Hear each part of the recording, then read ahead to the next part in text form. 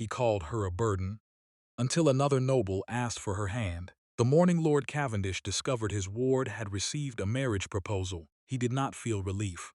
He felt something far more inconvenient, something that sat in his chest like a coal refusing to cool, something he had absolutely no intention of examining. He stood at the window of his study in Hartwell House, watching the frost on the glass catch the early January light, and told himself what he always told himself when Miss Cecily Vane entered his thoughts. She is a responsibility, nothing more, a promise made to a dying man, a debt he had been quietly, dutifully, determinedly paying for 3 years. He had told her as much. He had told her plainly in this very room, on the morning of her arrival, when she had stood before him with her worn traveling cloak, and her careful composure, and those gray-green eyes that looked at him, as though she were already bracing for disappointment. "You are welcome in this house," he had said, "but I want no misunderstanding between us. You are here because your father was my closest friend, and because I gave him my word. You are not a ward in the romantic sense of the word. You are not a project. You are simply a woman who requires a temporary roof until we can arrange something more permanent." He had called her a burden, not in those exact words, but close enough that she had heard it. He had seen it in the slight stiffening of her spine, the small breath she swallowed before she nodded and said very quietly, "I understand completely, my lord." He had told himself that was the right thing to do. Honest, clear, merciful in the long term. Now Lord Ashbourne, eldest son of the Earl of Ravensleigh, had come to Hartwell House with a formal letter of intention, and Lord Cavendish was standing at his window at 7 in the morning with a cup of cold tea in his hand, and he could not for the life of him remember why any of this had seemed like a sensible plan. "Hello, lovely. If this kind of story is exactly what you needed today, I would be so grateful if you hit the like button and subscribed. It helps me bring you more stories of pride undone and love arriving when it is least expected.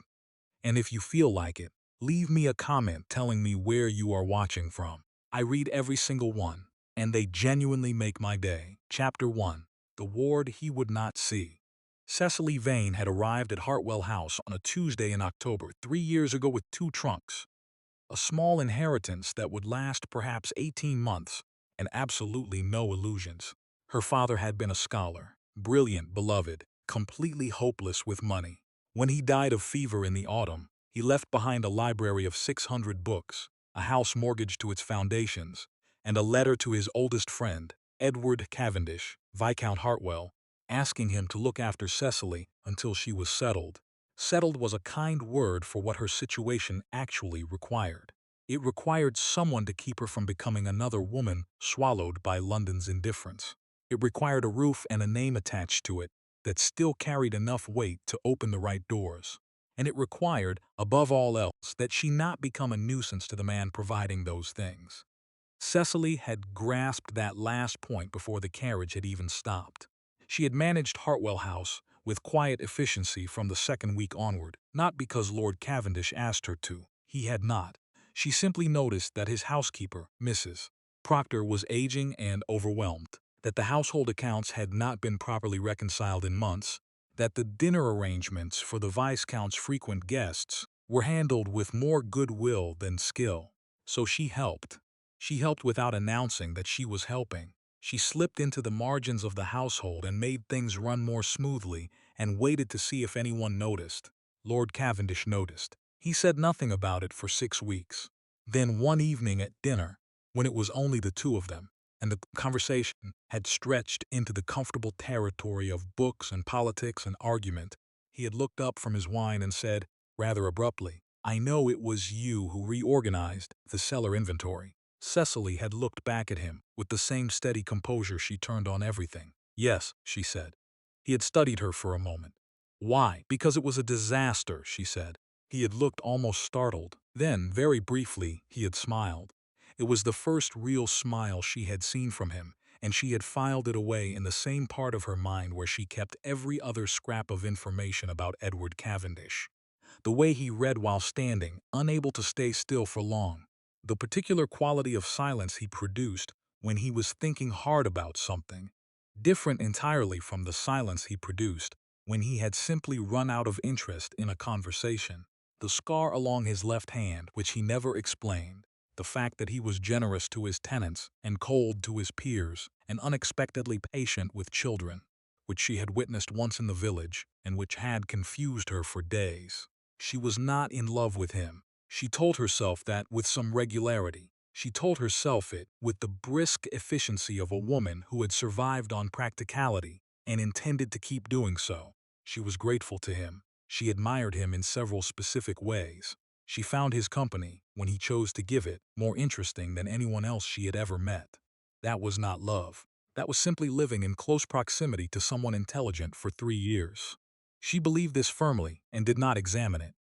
Lord Cavendish, for his part, treated her with complete consistency. He was courteous. He was occasionally generous. He never spoke to her unkindly, except for the one time, the first day, the conversation she did not allow herself to revisit very often. He also never once looked at her the way he looked at the women his mother brought to Hartwell House for inspection, which was fine, which was entirely as expected and correct and suitable to their respective situations.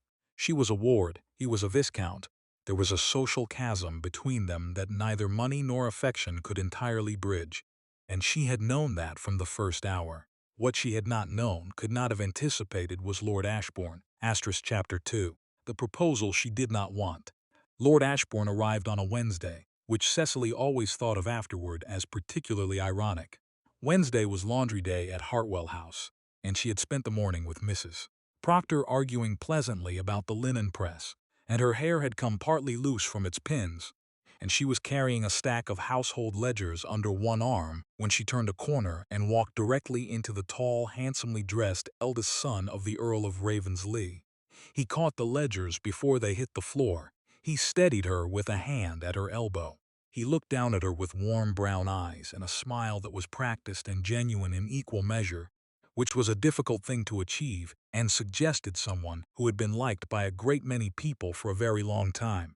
"Miss Vane, I presume," he said. She stared at him. "Yes, I beg your pardon, I had no idea anyone was visiting. I arrived rather early." His smile deepened. "I wanted to speak with Lord Cavendish. But I confess I had also hoped to meet you." That last sentence put her immediately on guard, the way a sudden change in weather puts you on guard when you are an hour's walk from shelter. He was charming through luncheon, which Mrs. Proctor produced at very short notice with minimal disaster. He was attentive during the subsequent conversation in the drawing room, asking Cecily about her reading, her opinions on the new wing being added to the village school, her thoughts on the question of reformed tenancy agreements that had been debated in Parliament. He listened to her answers. He asked follow-up questions. He was, in short, everything that a young woman in her position was supposed to find appealing. Cecily found him appealing. She also found him unsettling in a way she could not immediately name. Lord Cavendish was present for most of this. He sat in the chair by the window, with a book he was not reading, and said very little. Cecily noticed him not reading his book the way she noticed everything about him, quietly, without appearing to. Lord Ashbourne left in the late afternoon. He had not said anything definitive, but he had taken her hand at parting and held it a moment longer than necessary, and looked at her with the particular focused gravity of a man who has already made a decision and is only waiting for the appropriate moment to announce it. That evening, a letter arrived for Lord Cavendish. Cecily was in the library when she heard him open it. She heard nothing else for a long time. Then she heard his footsteps, which she could identify even through walls by now, moving from the study toward the library, stopping outside the door. She looked up from her book. He came in. He stood in the doorway with the letter in his hand and looked at her with an expression she had never seen from him before. She could not immediately classify it. He was not angry. He was not troubled in the way a guardian delivers difficult news. He looked like a man who had been told something he should be pleased about and was not pleased about it and was not yet sure what to do with that information. "Lord Ashbourne has written to me," he said. "Yes," said Cecily, who had inferred as much. "He wishes to formally call on you." Edward paused, with matrimonial intent. Cecily put her book down very carefully. "I see. He is a good man," Edward said. "His estates are well managed. He has a respectable income and an unblemished reputation, and he is by all accounts genuinely kind." He sounded, she thought, like a man reading from a document he did not particularly believe. "You are listing his qualifications," she said. He set the letter on the table. "Yes. Are you recommending I accept?" Something crossed his face, fast and unreadable. "I am saying that it is your decision. You are not a piece of property to be arranged. That is a more liberal view than I expected from you." He looked at her sharply. "What does that mean?" Cecily folded her hands in her lap. "You said, on my first day here, that you intended to find something more permanent for me." She kept her voice neutral. "Lord Ashbourne would appear to be something more permanent." Edward crossed the room slowly and sat down in the chair across from her. His expression was difficult to read in the firelight, and she was very good at reading him by now, which meant he was working very hard to give nothing away. "Do you like him?" he asked. She considered the question honestly. "He is pleasant. He is interesting. He treated me as someone whose thoughts were worth hearing, which is not nothing. But—" Cecily looked at him steadily. "I did not say but. Your voice said it for you." A long silence. The fire settled. Outside, the January wind moved against the windows. "I barely know him," Cecily said finally. "I have spent one afternoon in his company." "That is how these things work," Edward said, and he sounded, she thought, faintly bitter about it. She tilted her head. "I had the impression you had a different view. You have declined every introduction your mother has made for 3 years." His jaw tightened. "That is entirely different." "Why?" "Because I am not a ward in need of placing." The words landed harder than she had meant them to. She saw him absorb them. "Cecily," he said, and his voice was low and careful. "I did not mean it like that." "I know," she said. She rose from her chair. "I will think about Lord Ashbourne." She moved toward the door. "Thank you for telling me." She did not cry. She was well past the age and inclination for that. But she sat alone in her room for a very long time that night and looked at the ceiling and admitted to herself, finally, the thing she had been too sensible to name for 3 years. She was not going to find it easy to watch Edward Cavendish hand her to another man, with a list of qualifications and a careful expression. And that was a problem she had absolutely no idea how to solve. As Chapter 3. The thing he would not admit. Edward Cavendish did not sleep well. He was accustomed to insomnia. His mind was, as his mother had informed him on numerous occasions, entirely too active for its own good. He could manage government accounts in his head, recite the agricultural reform debates of the past decade verbatim, and identify the structural flaws in almost any argument within 30 seconds of hearing it. He could not, apparently, manage to explain to himself why the letter from Lord Ashbourne had felt like a hand closing around his throat. He paced his study until well past midnight. He told himself this was about responsibility, about his promise to Robert Vane, who had been the finest man he had ever known, and who had died asking for one thing: take care of Cecily, Edward. Just make sure she is all right. He had been trying to do that. He had provided a home and an introduction to society. And he had not, he would like it noted, treated her as invisible the way some guardians managed their wards. He had talked to her. He had argued with her. He had eaten dinner with her on 340-something occasions and listened to her opinions on parliamentary reform and inheritance law and the irritating fashion of building follies in garden landscapes. Opinions she held with a passionate specificity that he found privately hilarious and outwardly only slightly challenging. He was not in love with her. He had told himself that for 3 years with the same firm regularity, that he told himself other important truths, that the estate finances were stable, that his mother would eventually stop arranging dinners with eligible daughters of earls, that Robert Vane's gray-green eyes had not, in fact, been passed on to his daughter with any particular intensity. He poured brandy and did not drink it and stood at his window and looked at the frost and thought about Lord Ashbourne. Ashbourne was everything he had described to Cecily. Good income, good reputation, genuine kindness. He had met the man twice in club settings and found him pleasant and sincere and entirely without the calculating sharpness that made most of their social circle exhausting. He would be a decent husband. He would probably make her happy. Edward set the brandy glass down harder than he intended. The problem was not Lord Ashbourne. The problem was that 3 years ago, Edward Cavendish had walked into his own drawing room and found a woman sitting very straight in a very uncomfortable chair with 2 trunks of books and the composure of someone who had decided to expect nothing and was proving it with every careful line of her posture. and something in him had recognized something in her, some quality of held-together dignity that he understood from the inside, and he had been terrified of it. So he had said what he said. He had laid down a careful distance between them before anything could grow there. He had spent 3 years pretending that distance was still in place. He called for his coat at 6:30 in the morning and walked 3 miles in the frost and came back and ate breakfast and told himself that he would write a perfectly civil response to Lord Ashbourne and this entire situation would resolve itself appropriately. Mrs. Proctor set a plate of toast in front of him and said, "Miss Vane looked pale at dinner last evening, my lord." He stared at his. "Did she?" "In my experience, Mrs. Proctor said, with the calm authority of a woman who had managed this household for 20 years, pale means one of two things.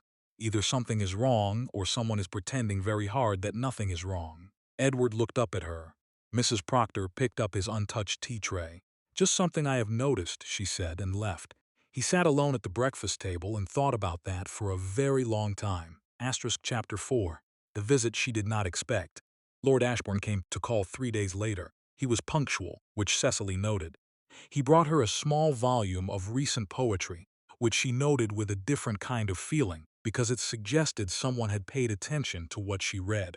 He sat across from her in the drawing room and talked easily, the way some people are born knowing how to do, slipping between subjects with the grace of someone for whom conversation has never been an obstacle. Lord Cavendish was not present. This was unusual. For Lord Ashbourne's first visit, he had been there, watchful and quiet. Today, he had sent word that he was occupied with estate matters. Cecily had sat with that information for a moment before coming downstairs. She had not been sure what it meant. She was still not sure. Lord Ashbourne leaned forward slightly. "I hope I am not being presumptuous, Miss Vane." "You have not been yet," she said honestly. He smiled. "I intend to speak plainly if you will allow it." "Please." He set his cup down. "I am 31 years old, and I have, over the past several seasons, met a great many women whom I liked and none whom I genuinely wished to know." He looked at her steadily. "You are the first person in some time who made me think the second thing might be possible." Cecily studied him. He was not performing. She was good enough at watching people by now to know the difference. "You have met me twice," she said. "I know," he said. "I also know that twice can be enough when the person is genuinely themselves both times. And you, Miss Vane, are entirely yourself. I think you have been required to be so for a long time and you simply kept the habit." That was, she thought, an unexpectedly acute thing to say. "Lord Ashbourne," she said slowly. "You do not have to decide anything," he said gently. "I am only asking that you consider whether you might allow me to call again. More than once. Enough times that you could form an opinion that has more evidence than 2 afternoons." It was a reasonable request.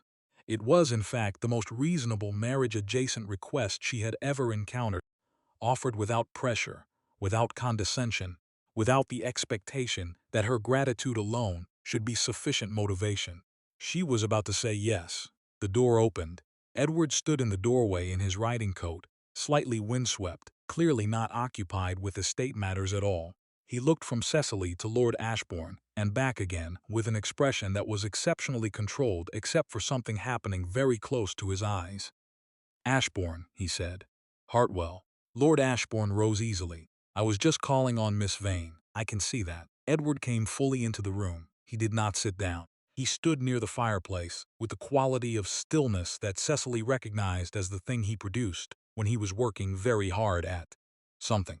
"Forgive my interruption." "Not at all," Lord Ashbourne said pleasantly. "I was actually just asking Miss Vane if she would consider allowing me to call again." Edward's gaze moved to Cecily. She looked back at him. She waited. "Miss Vane is not a commodity," Edward said quietly. Ashbourne blinked. "I beg your pardon. I mean that she does not require a guardian's permission to receive visitors." He kept his eyes on Cecily while he said it. "Nor does she require advice on whether the caller is suitable. She is fully capable of that assessment on her own."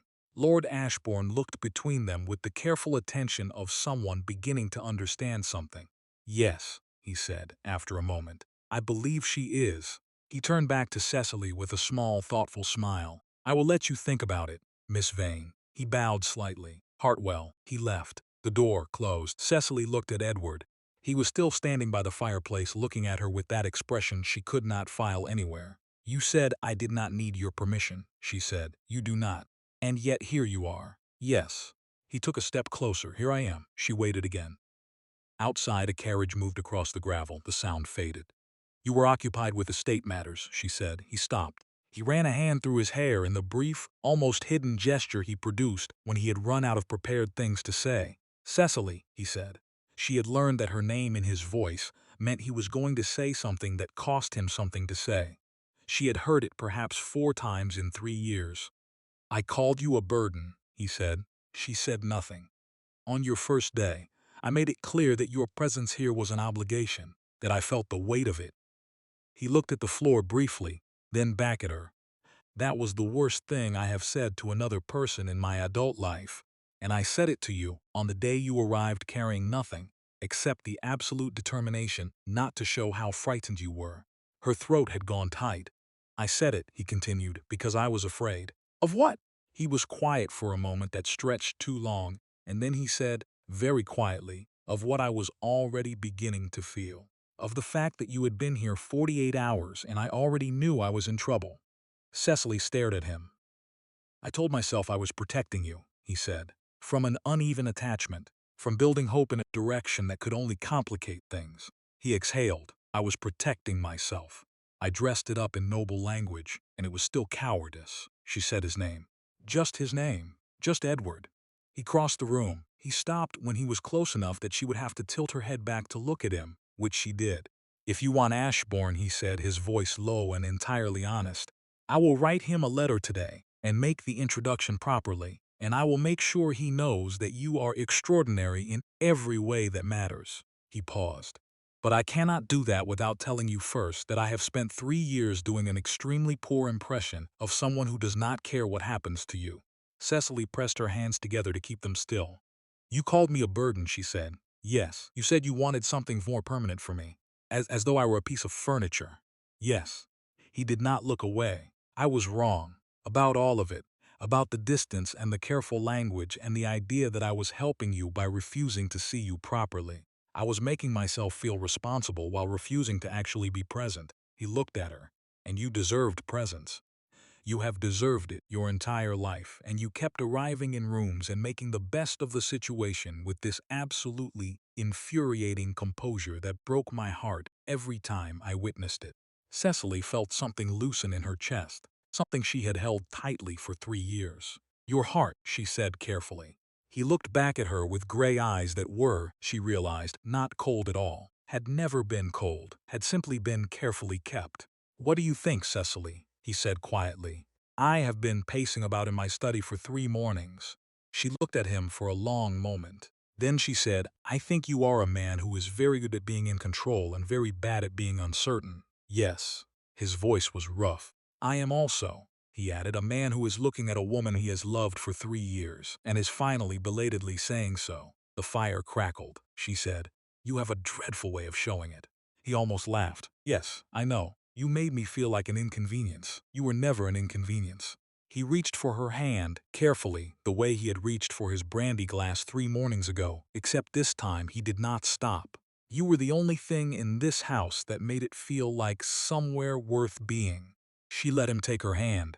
She looked at their joined hands and thought about 3 years of careful distance and cold-worded honesty, and the smile she had filed away on the first night he had really looked at her. She thought about Lord Ashbourne, who was kind and good and who would have made her, she suspected, reasonably happy. She thought about the difference between reasonably happy and this. Edward, she said. Yes. If you ever call me a bird again, she said, I will reorganize your entire library by color, and you will never find anything. He looked at her. Something broke open in his face, warm and unguarded and entirely unlike the man who had stood in a doorway 3 years ago and told her what she was not. He said, I would deserve it. She said, yes, you would. Then she stepped closer, and he put his other hand against her cheek, and the distance that had lived in this house for 3 years closed completely. Chapter 5. What Lord Ashbourne knew. Lord Ashbourne received a letter from Hartwell House 4 days later. It was written in a clear, careful hand that he recognized as belonging to Miss Cecily Vane. and it explained with characteristic directness that she was very grateful for his attentions, that she found him genuinely admirable, and that she would not be accepting his offer to call again, as her circumstances had changed. He read the letter twice, sitting in his study in Ravensleigh House with a cup of tea and the quiet expression of a man who is not entirely surprised. He had watched Lord Cavendish not reading his book during that drawing-room visit with the particular focus of someone pretending not to watch someone. He had watched Miss Vane be very carefully not looking at Lord Cavendish in a way that spoke of long practice. He had seen the way the air in the room arranged itself differently when they were both in it.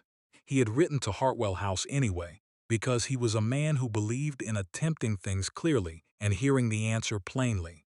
He had his answer. He folded the letter, finished his tea, and made a note to write a congratulatory message to Hartwell at some appropriate future point. He was, after all, a genuinely kind man. Chapter 6. The morning after. Cecily came downstairs the following morning to find Edward in the breakfast room at a reasonable hour for the first time in her memory. He looked up when she came in. She sat down across from him. Mrs. Proctor brought toast and tea and did not say a single word, which suggested she was either entirely unaware of what had changed in this house or entirely aware and exercising unusual discretion. Cecily strongly suspected the latter. They ate in silence for a moment. It was, she noticed, a different kind of silence than the one she had catalogued over 3 years. Not cold, not careful, simply comfortable in the way of two people who have stopped pretending. "I owe you an apology," Edward said. "You have already given one." "That was an explanation," he said. "This is an apology." He looked at her. "I am sorry, for the distance, for 3 years of calling you a responsibility, rather than seeing what you actually were, for making you build a life in the margins of this house rather than at the center of it where you belonged." His voice was steady. "You kept this household running, and you taught me things I did not know I needed to know, and you argued with me on every subject I was wrong about, and several I was right about, and I spent 3 years trying to convince myself that what I felt was merely gratitude." She poured tea. "Do you want to know what I spent 3 years convincing myself?" "Yes." "That what I felt was merely admiration," she said. She handed him his cup.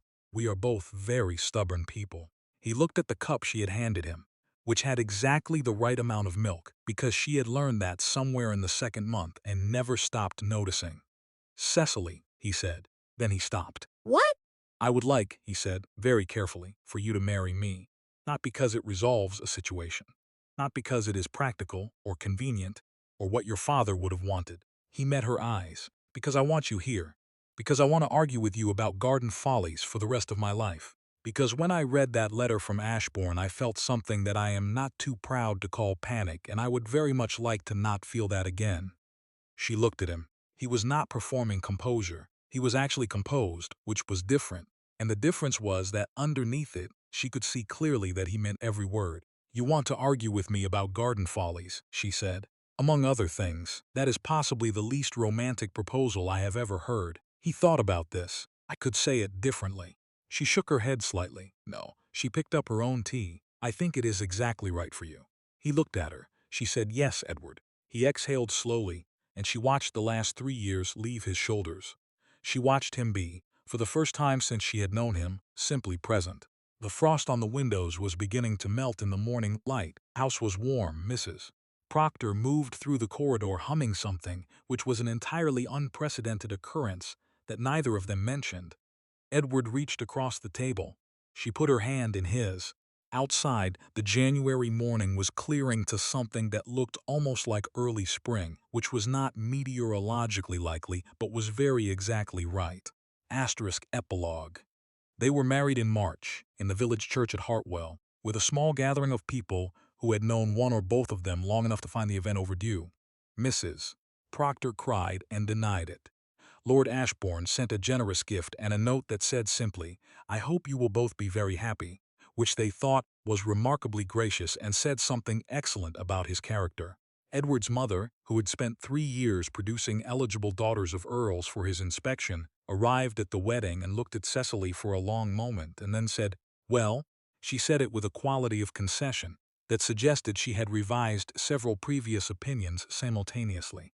Cecily, she spent the first month of marriage reorganizing the Hartwell Library into a system so logical that Edward could find anything within 30 seconds.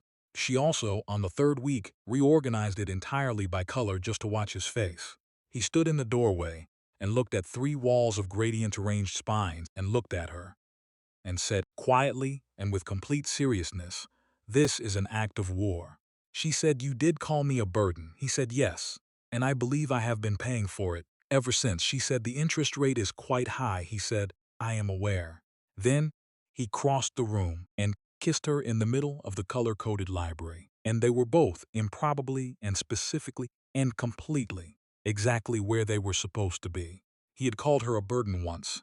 He spent the rest of his life making certain she knew precisely how wrong he had been. And she, for her part, kept the library reorganized by color for exactly 1 week before restoring it to something sensible. Because she was not, in the end, unreasonable. She simply wanted him to understand, clearly and permanently, that she was not a burden and had never been a burden. He understood. He had, she suspected, understood for 3 years. It had simply taken him an unconscionable amount of time to say so out loud, which was, she decided, perfectly in character for a man who was very good at being in control and very bad at being uncertain. And she, who had spent her whole life expecting nothing, found that she did not mind waiting. It had, after all, been worth it. And that is the story of Edward and Cecily. 2 people who needed the threat of losing each other to finally say what had been true for years. If this story warmed something in your chest today, please give it a like and subscribe so you never miss a new story when it arrives. Tell me in the comments which moment made you feel it most. Was it when he walked through that door, or was it always the library at the end? I read everything you write, and I love knowing. Until the next story, remember that sometimes the words we are most afraid to say are the ones that needed saying longest. And the person most worth saying them to is already right there, wondering when we will finally begin.